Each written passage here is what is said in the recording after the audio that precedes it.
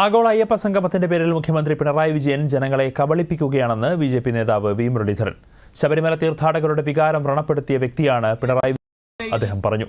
ശബരിമലയിൽ അടിസ്ഥാന സൗകര്യങ്ങൾ പോലും നടപ്പാക്കാതെയാണ് ആഗോള അയ്യപ്പ സംഗമ പരിപാടിയുമായി സർക്കാർ മുന്നോട്ട് പോകുന്നതെന്നും വി മുരളീധരൻ കുറ്റപ്പെടുത്തി. അയ്യപ്പ ഭക്തരുടെ, ശബരിമല തീർത്ഥാടകരുടെ വികാരങ്ങളെ വ്രണപ്പെടുത്തുകയും അവിടെ ആ തീർത്ഥാടനം എങ്ങനെ നടക്കണം എന്നുള്ളത് ശബരിമലയിലെ ഭക്തരാഗ്രഹിക്കുന്നതിന് വിരുദ്ധമായിട്ട് സ്ത്രീകൾ കയറണം എന്നൊക്കെ സുപ്രീം കോടതി അനുവദിച്ചിട്ടുണ്ടെങ്കിൽ പോലും അങ്ങനെ കയറ്റാൻ വേണ്ടിയിട്ട് പോലീസുകാരുകൂടി സഹായിച്ച് വേഷപ്രച്ഛന്നരായിട്ട് ആളുകളെ കൊണ്ടുപോയി കയറ്റാൻ സുപ്രീം കോടതി ആരോടും ആവശ്യപ്പെട്ടിട്ടില്ല.